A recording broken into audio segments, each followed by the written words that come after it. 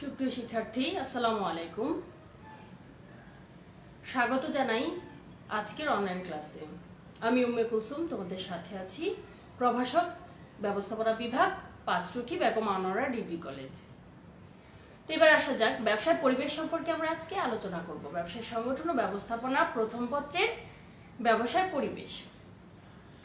তো আমরা গত একটা ক্লাসে লেকচার দিয়েছিলাম যে সার্বিক একটা আলোচনা করা হয়েছিল। আজকে আমরা আরেকটা লেকচারে বাকি বিষয়গুলো বোঝানোর চেষ্টা করব। তো আশা করি সাথেই থাকবে। এখন আসা যাক, আমরা আগে জেনেছি গত ক্লাসে যে ব্যবসা পরিবেশ কাকে বলে কিংবা পরিবেশ কাকে বলে। তো এখন আমরা আবার একটু মনে করানোর উদ্দেশ্যে বলছি, পরিবেশ কাকে বলে। যে পারিপার্শ্বিকতার মধ্য দিয়ে মানুষ বেড়ে ওঠে, তার চারিপাশে যে পরিবেশ, যে পারিপার্শ্বিকতা থাকে, বিরাজ করে, তাকে মূলত পরিবেশ বলা হয়ে থাকে। আর ব্যবসায়ের পরিবেশ বলতে গেলে, যে ব্যবসায় করতে গেলে যে সকল প্রাকৃতিক অপ্রাকৃতিক উপাদানের মুখাপেক্ষি হওয়া লাগে মানুষকে, সেই উপাদানগুলোকে মূলত ব্যবসায় পরিবেশ বলা হয়ে থাকে। অর্থাৎ একটা ব্যবসায় প্রতিষ্ঠান পরিচালনা করতে গেলে নানারূপ বিষয়ের উপর প্রতিষ্ঠানকে কিংবা ব্যবসায়ীকে ডিপেন্ড করতে হয়।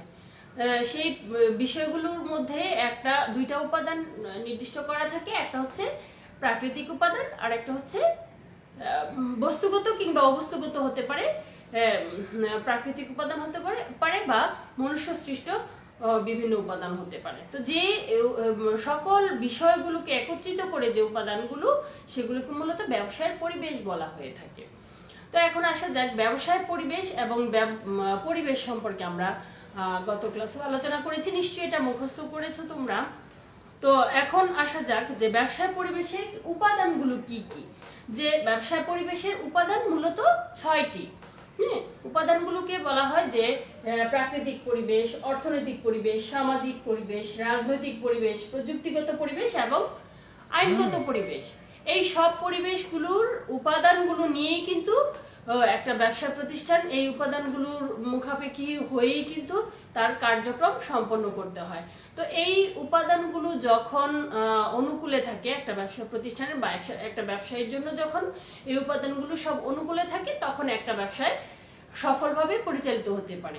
আবার যখন এই উপাদানগুলো ব্যবসা প্রতিষ্ঠানটার অনুকূলে থাকে না, তখন দেখা গেছে যে ব্যবসায় নানারূপ সমস্যার সৃষ্টি হয়।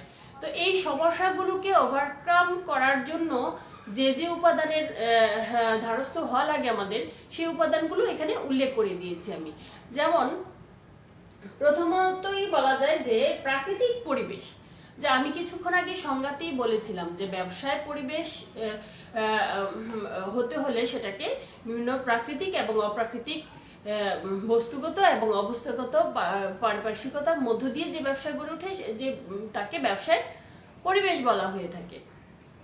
তো এখন যদি আসা যাক যে এই যে প্রাকৃতিক পরিবেশের উপাদানগুলো কি কি, আমরা তো বলেছি যে প্রাকৃতিক পরিবেশ। তো সেই ক্ষেত্রে প্রাকৃতিক পরিবেশের উপাদানগুলো হতে পারে ভূপ্রকৃতি, মৃত্তিকা, তারপর হচ্ছে জলবায়ু, তারপর সাগর, নদ নদী, বন বনানী, প্রাকৃতিক সম্পদ, দেশীয় অবস্থা ইত্যাদি।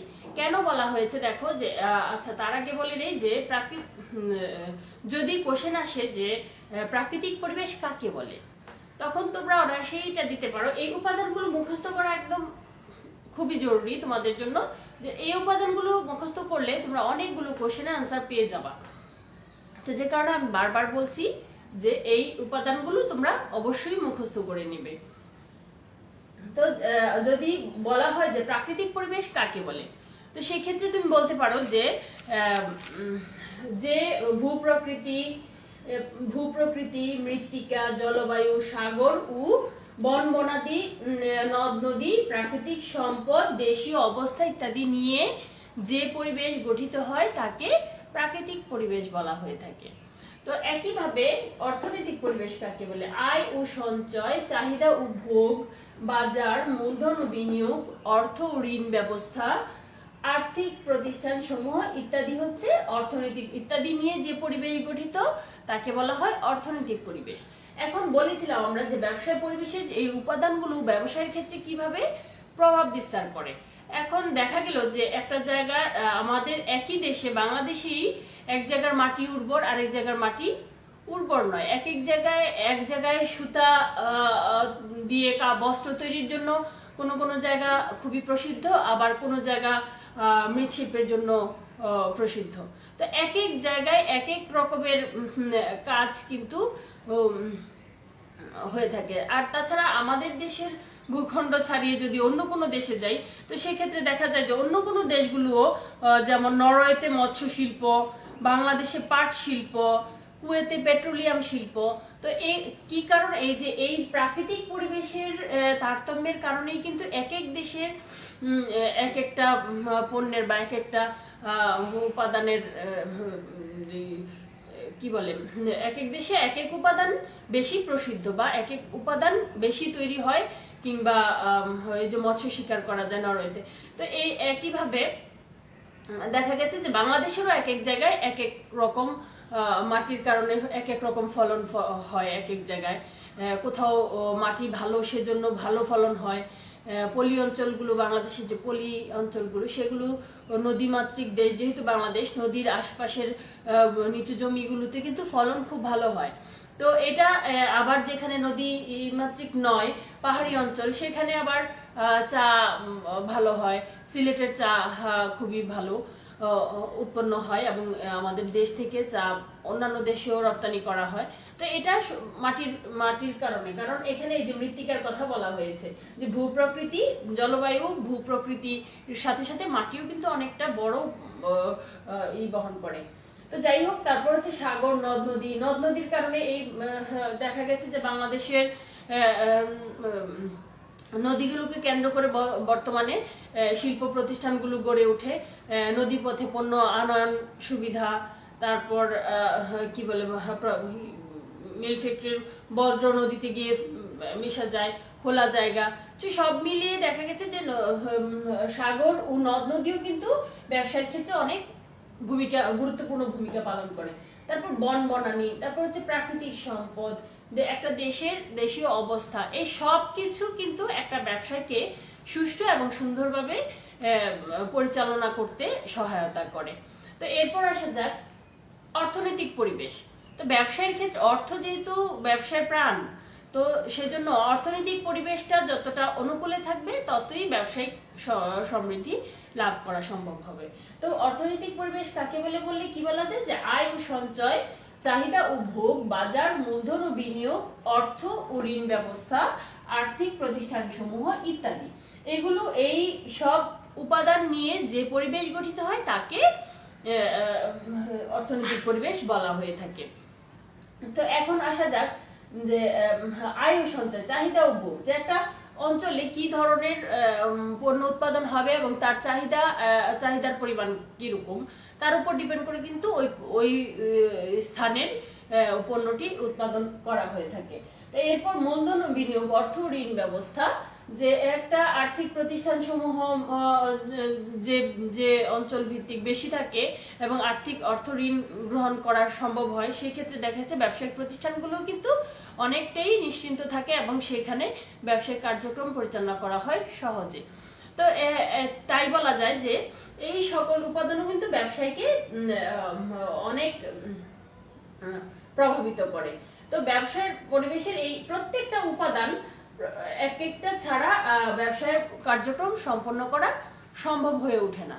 তো এখন আসা যাক সামাজিক পরিবেশ। যে সামাজিক, আমরা সাধারণত চিন্তা করলে বলতে পারি যে সামাজিক পরিবেশ আবার ব্যবসার ক্ষেত্রে কি কাজে লাগতে পারে। তো সামাজিক পরিবেশও কিন্তু ব্যবসার ক্ষেত্রে অনেক গুরুত্বপূর্ণ। যেমন কি বলেছে, জনসংখ্যা, ধর্মীয় বিশ্বাস, মূল্যবোধ ধারণা, আচার আচরণ, শিক্ষা ও সংস্কৃতি, দেশীয় ঐতিহ্য। একটা জায়গার জনসংখ্যার উপরও কিন্তু, যদিও জনসংখ্যা একটা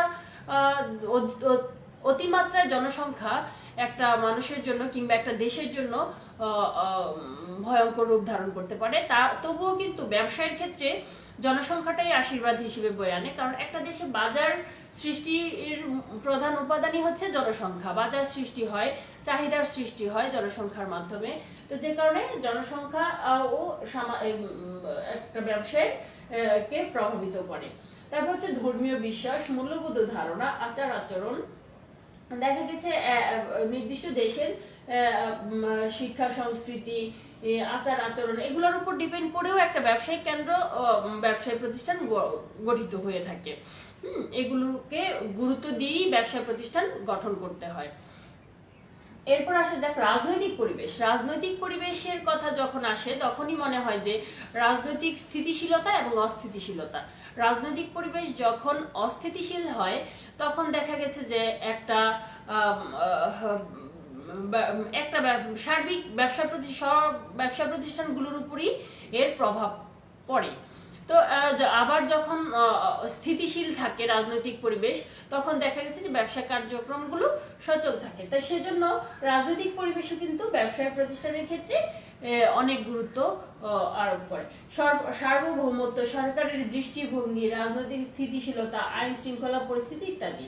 তো একটা দেশের আইন শৃঙ্খলা পরিস্থিতি যত কঠোর হয় সেই দেশের জনগণের পক্ষে ব্যবসায়িক ক্ষেত্র হোক বা জনজীবনের নিশ্চয়তা হোক, সকল বিষয়গুলো কিন্তু নিশ্চিন্তভাবে পরিচালিত হয়।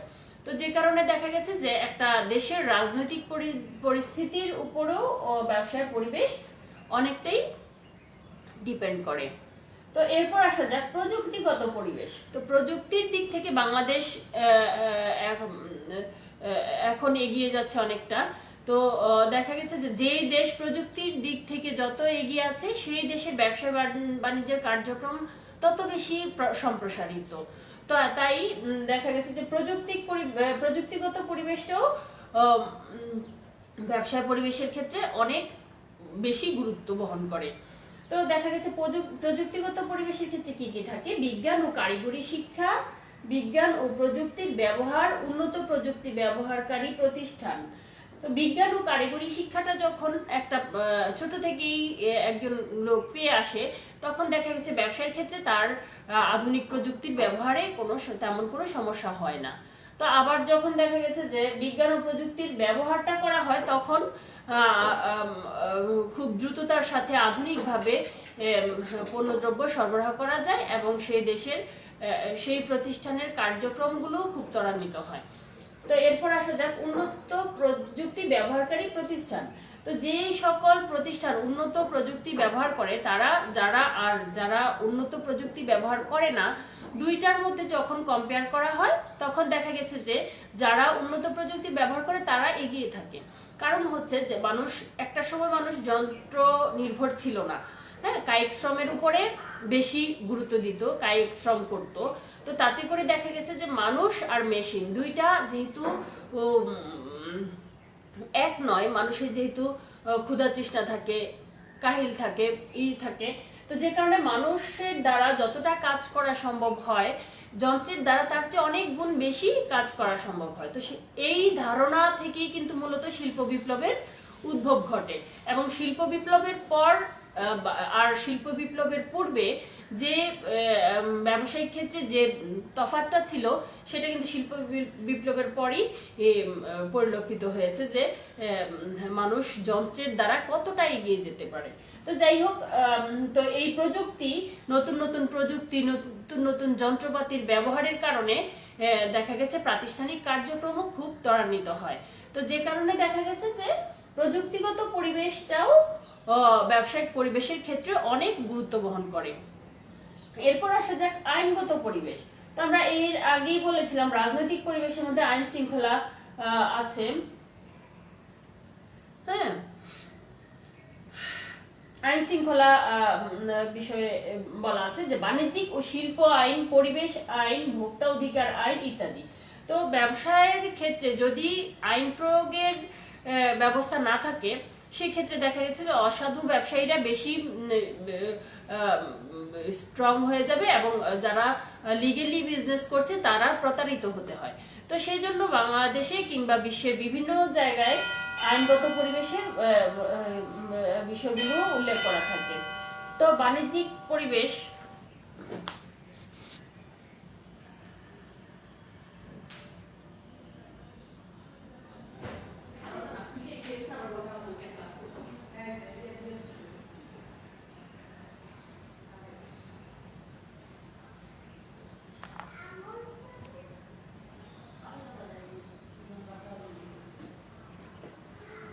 তারপর হচ্ছে আইনগত পরিবেশ, যেটা বলছিলাম যে আইনগত পরিবেশ, বাণিজ্যিক ও শিল্প আইন, যে বিভিন্ন শিল্প প্রতিষ্ঠানের জন্য নির্দিষ্ট আইন আছে, যে যদি কোনো অবৈধ কাজ করে কিংবা কলকারখানার দূষণ, যদি কলকারখানার ধোঁয়া যদি পরিবেশকে বেশি দূষণ করে, তো সেই ক্ষেত্রে দেখা যায় যে ওই শিল্প আইন ও বাণিজ্যিক আইনের আওতায় কোম্পানিগুলোকে আনা হয়।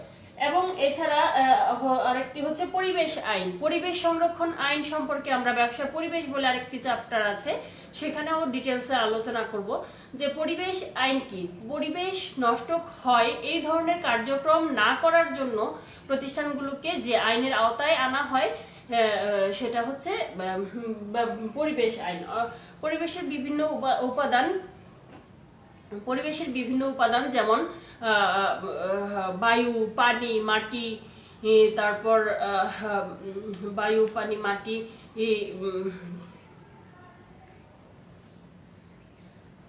ইত্যাদি যদি দূষণ হয়, সেক্ষেত্রেও কিন্তু পরিবেশের ভারসাম্য নষ্ট হয়। তো এই পরিবেশের ভারসাম্য নষ্ট না করে যেন ব্যবসায়িক কার্যক্রম সম্পন্ন করা যায়, সেই দিকে লক্ষ্য রাখার উদ্দেশ্যেই কিন্তু এই পরিবেশ সংরক্ষণ আইন।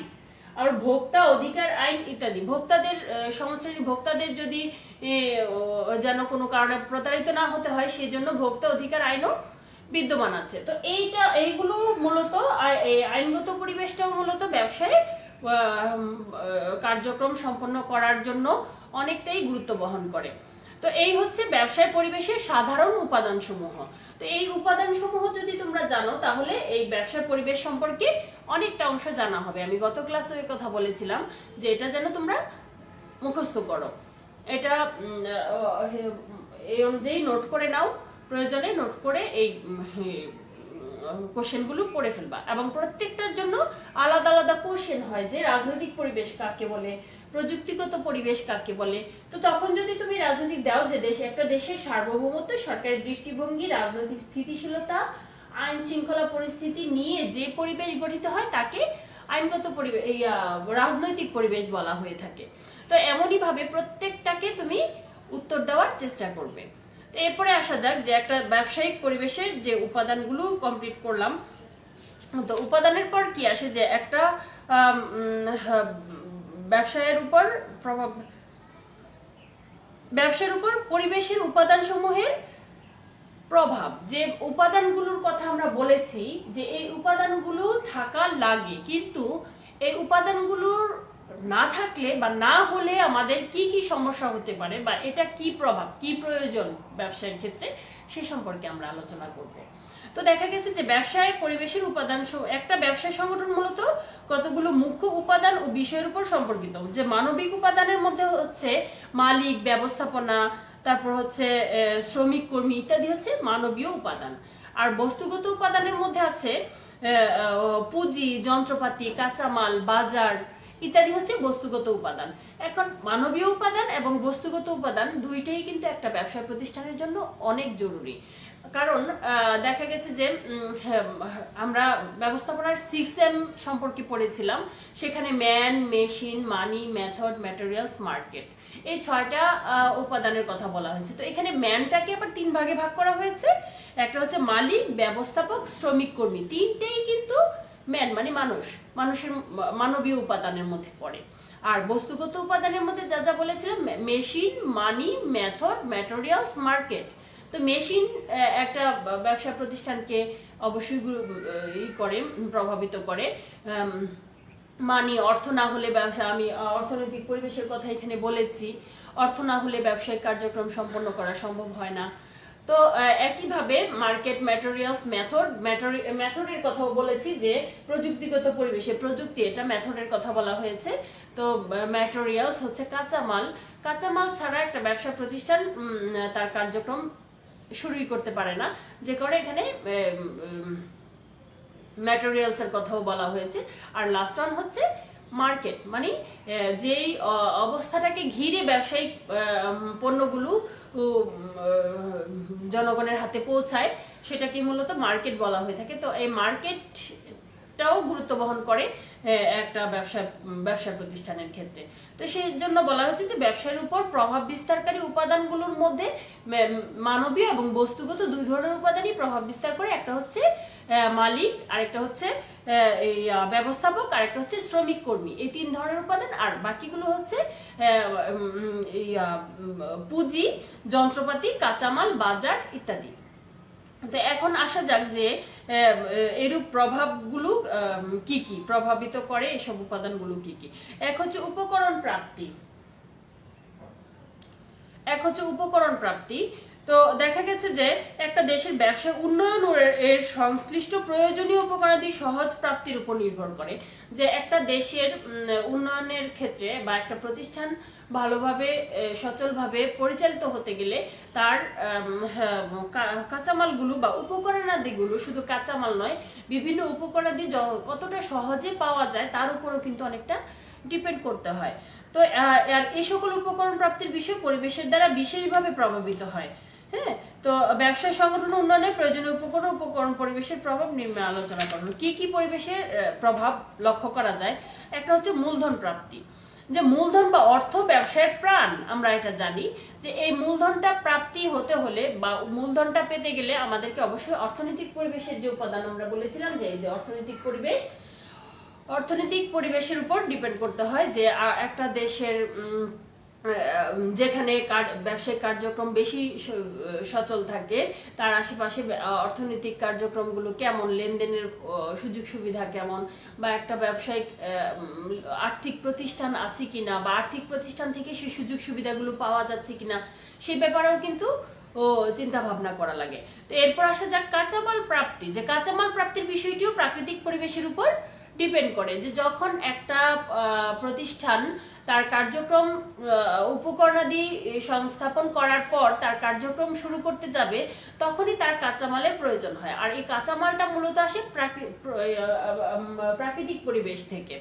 তো কাঁচামাল শিল্পে কিন্তু মূলত, শিল্প কাকে বলে আমরা এর আগে পড়েছিলাম যে শিল্প হচ্ছে প্রকৃতি প্রদত্ত পণ্যকে, প্রকৃতি হতে প্রাপ্ত কাঁচামালকে পরিণত পণ্যে রূপান্তর করাকে মূলত শিল্প বলা হয়ে থাকে।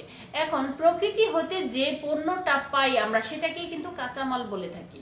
তো এই কাঁচামাল সংগ্রহ করতে গেলে যেহেতু প্রাকৃতিক পরিবেশের উপর ডিপেন্ড করতে হয়, তাই কিন্তু প্রাকৃতিক পরিবেশের প্রভাবটাও এখানে লক্ষ্য করা যায়। তো এরপর আসা যাক বাজার সুবিধা। যে কোনো ব্যবসা সম্প্রসারণে আমরা কিছুক্ষণ আগে বলেছিলাম যে ম্যান, মেশিন, মানি, মেথড, ম্যাটেরিয়ালস, মার্কেট। যে মার্কেট সুবিধাটা, বাজার সুবিধাটা, এই সুবিধাটা যে অঞ্চলে বেশি সেই অঞ্চলের কার্যক্রম কিন্তু তত বেশি সম্প্রসারিত থাকে। তো সেজন্য বাজারটাও প্রভাব বিস্তার করে একটা। এখন এই বাজার হচ্ছে সামাজিক পরিবেশের অন্তর্ভুক্ত। তো এই বাজারটাও কিন্তু পরিবেশের উপাদানগুলোকে প্রভাবিত করে। এরপর হচ্ছে শক্তি সম্পদের প্রাপ্যতা। অর্থাৎ একটা দেশে ব্যবসায় প্রতিষ্ঠান গঠন উন্নয়নে শক্তি সম্পদগুলো কি কি, যেমন বিদ্যুৎ, গ্যাস, পেট্রোলিয়াম বা কি বলা যায় জাতীয় শক্তি, যেগুলো এগুলা পারমাণবিক শক্তি। তো এই সকল শক্তি সম্পদগুলোরও সহজে প্রাপ্য হলেই, পেয়ে থাকলেই কিন্তু একটা ব্যবসা প্রতিষ্ঠান ভালোভাবে পরিচালনা করা সম্ভব হয় বা ব্যবসায়িক কার্যক্রমটাকে সুন্দর সুষ্ঠুভাবে এগিয়ে নেওয়া সম্ভব হয়।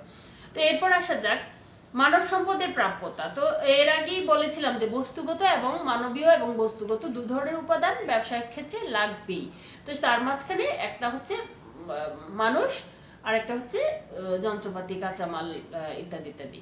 তো সেই ক্ষেত্রে এখন এখানে আসলো যে মানব সম্পদের প্রাপ্যতা। যে ব্যবসায় উন্নয়নের ক্ষেত্রে মানব সম্পদ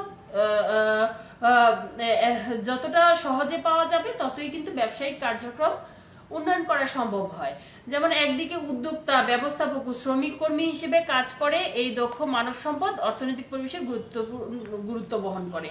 আর এই দক্ষ মানব সম্পদ সামাজিক পরিবেশেরও অংশ।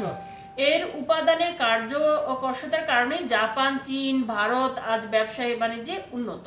অর্থাৎ একটা দেশের ব্যবসা বাণিজ্য উন্নয়নের জন্য যত তুখর কিংবা যত ভালো মানব সম্পদ সংগ্রহ করা যায় তত সহজে এবং ভালোভাবে কিন্তু একটা ব্যবসায়িক কার্যক্রম সম্প্রসারণ করা সম্ভব হয়। তো এই হচ্ছে উপকরণ প্রাপ্তির যে উপাদানগুলো নিয়ে আমি আলোচনা করলাম। তো এরপর 2 নম্বরে আছে যে ব্যবসায় বান্ধব নীতিমালা। যে কিছুক্ষণ আগে আমরা আইনগত পরিবেশের কথা বলেছিলাম, যে বিভিন্ন আইন প্রয়োগ করা হয় ব্যবসায়ের ক্ষেত্রে।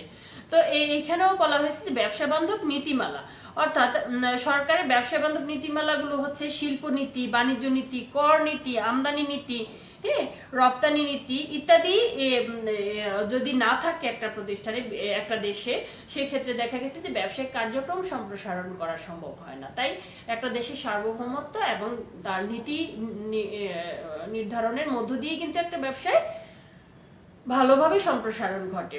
তো এরপর হচ্ছে সুষ্ঠু যোগাযোগ ও পরিবহন ব্যবস্থা।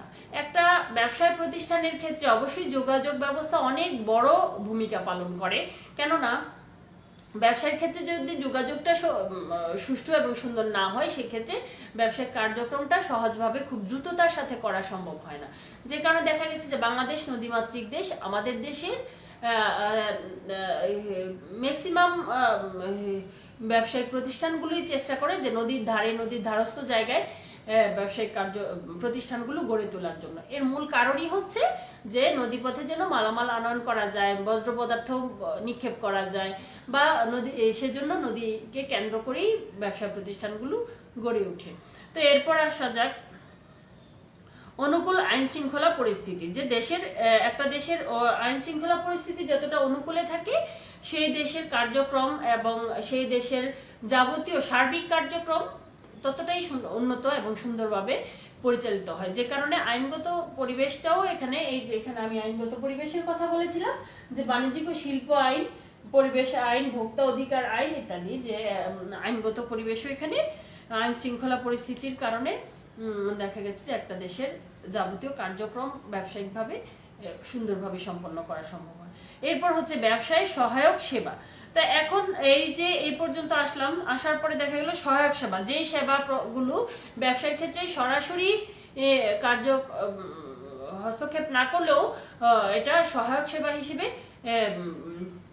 সহযোগিতা করে থাকে। তো এর মাঝখানে সহায়ক সেবা হিসেবে আমি অর্থনৈতিক পরিবেশের কিছু যে ঋণ ব্যবস্থা, আর্থিক প্রতিষ্ঠান সমূহ, মূলধন ও বিনিয়োগ, এগুলা কেউ বলা যেতে পারে, সহায়ক সেবার আওতাধীন করা যেতে পারে। যেমন এছাড়াও বলা যায় যে সরকারি বিভিন্ন সংস্থা, ঋণ প্রদানকারী বিভিন্ন প্রতিষ্ঠান, সরবরাহকারী, মধ্যস্থ ব্যবসায়ী, তারপর আইন শৃঙ্খলা বাহিনী, ফায়ার সার্ভিস, মেরামতি প্রতিষ্ঠান, ইঞ্জিনিয়ারিং ফার্ম, এগুলো কিন্তু ব্যবসায়িক ক্ষেত্রে কাজে লাগে। তো সেজন্য বলা হয়ে থাকে যে এই প্রতিষ্ঠানগুলো এই সহায়ক সেবা দানকারী প্রতিষ্ঠান হিসেবে ব্যবসায়কে অনেকটাই প্রভাবিত করে। তো এর মধ্য দিয়ে দেখা গেল যে আমি যে প্রথম কোশ্চেনটা আলোচনা করলাম যে ব্যবসা পরিবেশের উপাদান, এবং এখন যেটা আলোচনা করলাম যে উপাদানকে প্রভাব বিস্তার করে, সেই ধরনের কিছু বিষয় নিয়ে এখন আলোচনা করলাম। তো এরপর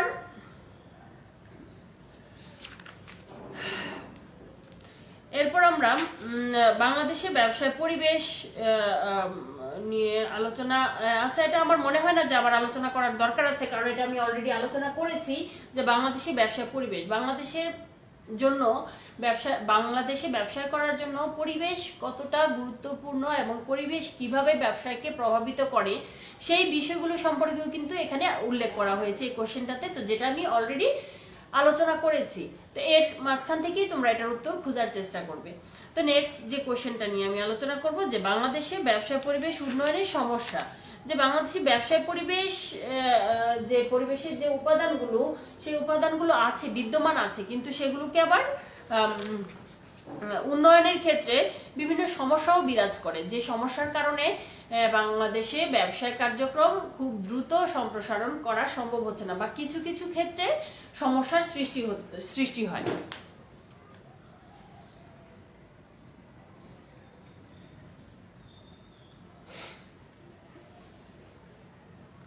তো এই উপাদানগুলো হচ্ছে যেমন রাজনৈতিক অস্থিতিশীলতা, অবকাঠামোগত দুর্বলতা, সরকারি ভূমিকার দুর্বলতা। তো এর আগে বলেছিলাম যে রাজনৈতিক পরিবেশের মধ্যে আছে সার্বভৌমত্ব, সরকারের দৃষ্টিভঙ্গি, রাজনৈতিক স্থিতিশীলতা, আইন শৃঙ্খলা পরিস্থিতি। এখন রাজনৈতিক স্থিতিশীলতার কথা যখন আসে তখনই কিন্তু অস্থিতিশীলতার কথাও আসে, যে রাজনৈতিক পরিবেশ যখন স্থিতিশীল থাকে একটা পরিবেশের দেশের জন্য, তখন ব্যবসায় কার্যক্রম সম্পন্ন করা খুব সহজ হয়ে ওঠে। আবার যখন রাজনৈতিক পরিবেশ অস্থিতিশীল হয়ে পড়ে এবং একটা দেশের কার্যক্রমগুলো সম্পন্ন করতে তখন খুব সমস্যার সম্মুখীন হতে হয়। তো আমরা সেজন্য দেখা গেছে যে আমাদের বাংলাদেশের প্রেক্ষাপটে রাজনৈতিক অস্থিতিশীলতা প্রায়ই বিরাজ করে। তো যে কারণে রাজনৈতিক অস্থিতিশীলতার কারণে ব্যবসায়িক কার্যক্রমও মন্থর হয়ে পড়ে। তো যাই হোক, অবকাঠামোগত দুর্বলতা। তো এরপর আসা যাক অবকাঠামোগত ভাবে যখন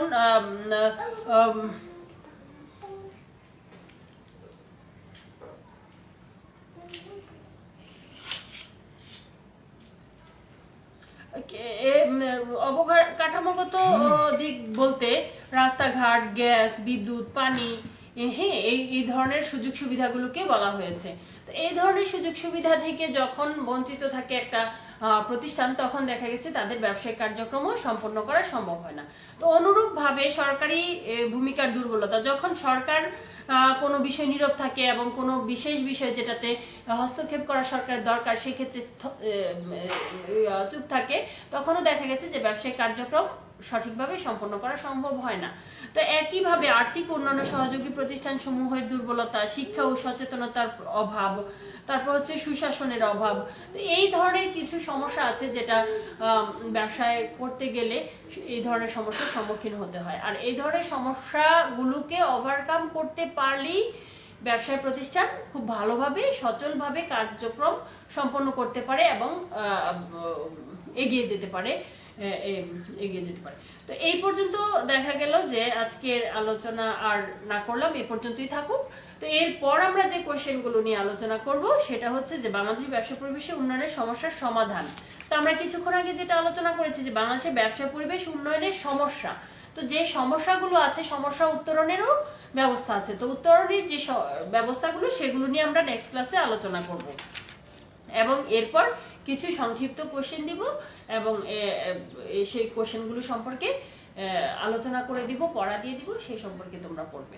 আর এর আগ পর্যন্ত আজকের পড়া থাকলো যে ব্যবসা পরিবেশের উপাদান, এই উপাদানগুলো তোমরা খুব সুন্দরভাবে সম্পন্ন করবে। তো সেই পর্যন্ত ভালো থেকো, সুস্থ থাকো। আল্লাহ হাফেজ।